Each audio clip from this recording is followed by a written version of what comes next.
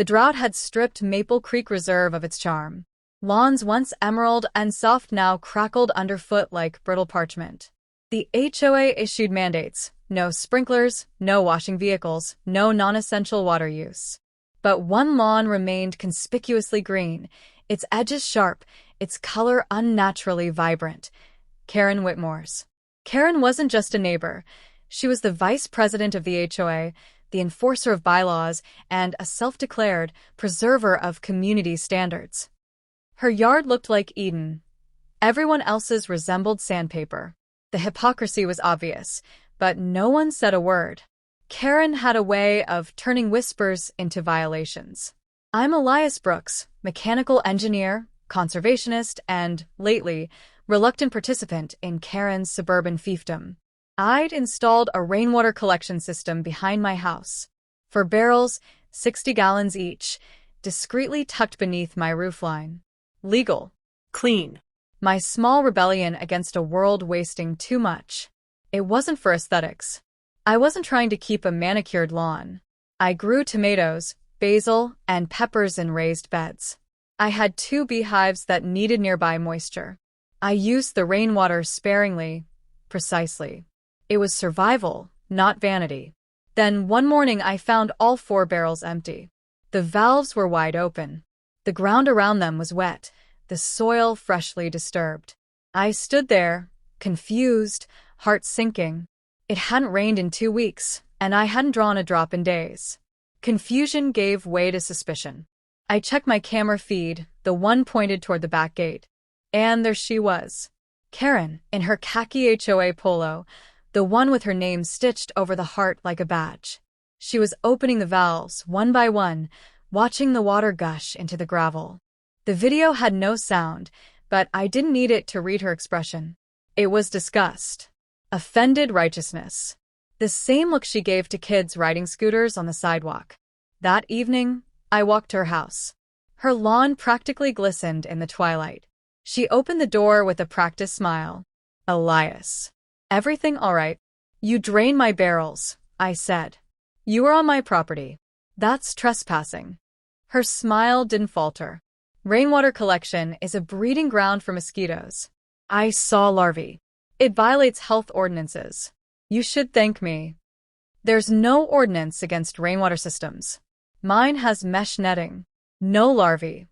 Well, she said, folding her arms, as of yesterday's emergency board meeting, we passed a clause prohibiting private water storage due to community health concerns. It's a drought. We can't risk contamination. You passed that without homeowner input? We have authority to act swiftly in emergencies. It's in the bylaws. She raised her eyebrows like a teacher correcting a slow student. Besides, you'll get an official notice soon. Consider this a courtesy. I left, fury boiling behind my teeth. 2 days later, the notice came, $250 fine for unauthorized environmental hazard. Same day, her sprinkler system kicked on at dawn. I watched from my kitchen window as a fine mist swept across her hydrangeas, her roses, her immaculate turf. A mocking performance of power. I submitted a complaint to the HOA. Cited drought regulations. Attached timestamps, photos, even satellite water usage data. No response. But the next morning, a different notice arrived. Second violation. Failure to comply with community conservation orders. Another $250. That's when it hit me. Karen wasn't just enforcing rules. She was making them, selectively, surgically, to break anyone who didn't bow. I wasn't her first target. I'd seen her go after teenagers who left basketball hoops out overnight, retirees who painted their doors unapproved shades, and one poor woman fined for drying laundry on a line behind a fence. But this was personal. My water. My food. My bees. She had crossed the line. So I started planning, not a complaint, not an appeal. A response. The kind you don't put in writing. The kind that makes people remember. I spent the weekend in my workshop, surrounded by copper tubing, hose clamps, a backflow preventer, and an old sewer line I'd salvaged during a drainage project the HOA never reimbursed me for. What they didn't realize was that while I built gears by trade, my true strength lay in systems. I understood flow, how to redirect it, disguise it, weaponize it. Karen wanted control. She used HOA rules like tripwires, catching people off guard and punishing them mid-step. But she never considered that someone might fight back using her own obsession: irrigation. Late Sunday night, I wheeled my gear 2 blocks down under the cover of darkness, circled through the easement that backed into her property, and ducked behind her shrubs. Karen's sprinkler system was advanced, Wi-Fi controlled, solar-powered sensors, a back garden unit hidden behind a decorative stone panel. It took 10 minutes to splice into the primary intake valve and reroute her connection. I masked the seam with a sleeve that mimicked her piping, even matched the dust coating on the outside. The new feed I hooked in? My old sewer maintenance line, which still carried runoff from the HOA's neglected storm drain cleanouts. Legally inactive. Functionally filthy. I returned home at 3 a.m. and slept like a rock. At 6 a.m. sharp, her system hissed to life. The results were immediate. The sprinklers burbled, then spat thick, discolored water into her manicured paradise. The first jet sprayed her white trellis, staining it a shade darker. A fine mist of sewer-tainted sludge settled over her roses like a curse. The air grew sharp with the scent of sulfur and decay. Karen bolted out onto the lawn in a pink robe, shrieking as the sludge sprayed her ankles. She ran to the control panel, slapping buttons with panic in her hands. It didn't shut off. I'd installed a bypass delay, 10 full minutes before manual override could trigger. She screamed again. I watched from behind my blinds, sipping fresh coffee. That evening, she stormed up my driveway. This time, the smile was gone. "You," she hissed. "You did this." I opened the door casually, feigning confusion. "What happened?" "Don't play dumb, Elias. You messed with my irrigation. You have a permit for that system?" She blinked. "Of course. It's HOA approved." Strange, because under Article 14, Section 3 of the Conservation Emergency Guidelines, personal irrigation systems are now prohibited. I smiled. "Didn't you say that 2 days ago? Something about swift action in a drought." She froze. "You should thank me," I added. "I might have prevented contamination. You never know where that water came from." "You're bluffing," she snapped, but her voice trembled. "Check your supply line. I'm sure the board would be very curious to know who rerouted a banned system into full operation during a restriction order. And if any of that runoff hits the storm drain." I let the thought hang. Her lips parted, then shut. She spun on her heel and stomped away. 2 days passed. Her lawn turned from green to gray. A yellow, under treatment sign appeared near the walkway. She stopped attending board meetings. For the first time since I'd moved in, her porch light didn't flicker on at 9 p.m. sharp. But the war wasn't over.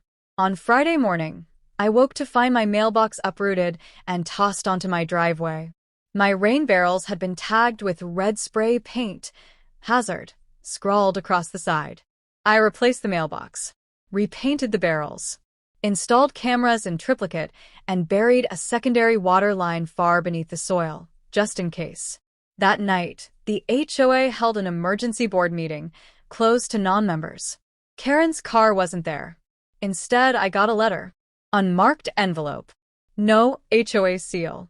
Inside, a single photo. Me, crouched behind her shrubs. The camera angle was high, likely a drone. On the back, in black marker, "Next time, we bury more than pipes." So, that's how she wanted to play. Not with rules. With threats. She thought I'd retreat. That I'd dismantle the system and hide behind complaints. She didn't realize I'd just finished phase 1. Karen had escalated. Not through official channels, but with backhanded threats and surveillance. Proof that she'd crossed into desperation. That photo wasn't about warning. It was about fear. Mine, she hoped. But fear was a currency I'd stopped accepting. While Karen was sulking behind blackout curtains, I was digging into HOA finances, board member affiliations, and the paper trail her manicured finger had left behind over the years. I filed a Freedom of Information Act request for community expenditures tied to landscape preservation and irrigation infrastructure. What came back was a digital goldmine. $12,000 in HOA funds had been quietly funneled into private contractors over the past year. Not for community park maintenance, as reported, but for emergency perimeter landscaping services. The vendor? Green Vision Outdoor Design. Registered address: Karen Whitmore's home. I nearly laughed out loud. She'd been paying herself to water her own lawn. It got better. Digging deeper, I found she'd fast-tracked a motion last summer to install a drip irrigation test program, funded entirely by dues increases. The program never launched. The funds disappeared. But I found a delivery invoice tucked deep in a scanned PDF. It listed equipment matching her sprinkler system model. Same date, same total. She hadn't just broken the rules, she'd rewritten them for profit. Now I had leverage. But information only mattered if people saw it. And in Maple Creek Reserve, people didn't listen unless you packaged facts like gossip. So I packaged it. I created an anonymous blog, Maple Leaks, and uploaded everything: payment logs, copies of internal board emails, side-by-side images of invoices, and her lawn. I embedded video stills of her draining my barrels, time-stamped and verified. And at the center of it all, I posted a single question in bold. Why does Karen get green grass and green cash while the rest of us pay the price? By the next morning, it had spread like wildfire through neighborhood group chats. Screenshots zipped through WhatsApp threads. The retired couple down the street whispered about it as they watered their tomato pots with buckets of leftover dishwater. HOA President Mr. Drayton, a balding man with an allergy to conflict, called an emergency meeting open to homeowners. For the first time in years, the room was packed. I sat in the back, arms crossed, silent. Karen sat up front, pale but proud, lips tight. Drayton opened with damage control. The recent allegations are being taken seriously, but we ask residents to withhold judgment until a proper internal audit can be conducted. She stole from us, someone shouted. Where's the money, Karen? Another neighbor barked. Karen stood, chin high. I've done nothing outside my duties. All expenses were approved. You approved them yourself, someone yelled. The room surged with voices. The tide had turned. No longer was she the untouchable queen of the cul-de-sac. She was exposed, dethroned. Drayton tried to regain order, but the residents demanded a vote, a formal motion to suspend Karen from the board pending investigation. According to bylaws, it required a majority of attending homeowners. They got it. I didn't raise my hand. I didn't need to. After the meeting, Karen found me in the parking lot. Her face was no longer smug. It was sunken, eyes rimmed with shadows. She stood there, hands at her sides, like someone who'd miscalculated too many times. You think this is over? She said quietly. You think public shame makes you clean? No, I replied, stepping closer. But it's a start. You broke into my system. That was illegal. And you poisoned a neighborhood with greed. I held her gaze. If you want to report me, go ahead. But I guarantee the city will have a lot more questions about those invoices than about a little brown water on your lawn. She stared at me for a moment longer, then walked away, heels clicking on the asphalt like hollow threats. That night, my cameras picked up a dark SUV idling near my property. Lights off. No plates. So I made a call to a friend from college. Worked cybersecurity for the state. Asked if he could trace drone frequencies and find who'd been flying over my yard. He didn't ask why. Just said, give me a few days. I had a feeling Karen wasn't working alone. And something told me this neighborhood's roots were more rotten than I'd ever imagined. 3 days later, my friend sent the results. The drone that snapped my photo, registered to a company called Horizon Property Services, on paper, a landscaping consultation firm. In reality, it was a shell business just like Green Vision. And its primary shareholder? Karen Whitmore. This woman hadn't just abused HOA funds. She'd created a network of fake vendors to funnel dues into her own pocket. Contracts, service fees, phantom inspections, it all traced back to her. But what shocked me wasn't just the fraud. It was who signed off on it. Mr. Drayton, the HOA president. Every invoice bore his digital signature. The spineless man in the cardigan wasn't just turning a blind eye, he was in on it. That changed everything. I compiled every connection into a PDF and made an anonymous drop to 3 places: the State Attorney General's office, the local news station, and the Maple Creek Reserve neighborhood email list. I didn't narrate. I didn't embellish. I just posted the facts with one subject line: the HOA cartel has a name. What followed was beautiful chaos. By sunset, a Channel 9 news van rolled into the neighborhood. Neighbors stood on porches with coffee and lawn chairs like it was the 4th of July. The HOA clubhouse doors were sealed, but the reporters camped out, broadcasting live beneath the maple trees Karen used HOA money to beautify last year. The next morning, both Karen and Drayton were arrested on charges of wire fraud, embezzlement, and misuse of public funds. A dozen residents filed civil suits. My cameras caught them being escorted from their homes in robes and cuffs. I didn't cheer. I just went outside, reattached my rain barrels, and opened the valves. Rain had been steady all week. Each barrel brimmed like a promise fulfilled. 2 weeks later, an interim board was elected. They asked me to run. I declined. I'd exposed the corruption, but I had no interest in wielding power. I'd seen too closely how it twisted people like Karen. She'd once been a struggling single mother, a neighbor trying to keep her yard neat. Somewhere along the way, admiration became entitlement, and entitlement turned to tyranny. I didn't need a title. I needed peace. The new board revised the water restrictions, repealed Karen's bogus regulations, and finally approved the rain barrel system district-wide. I hosted a free workshop for residents on how to install theirs safely and legally. Attendance was standing room only.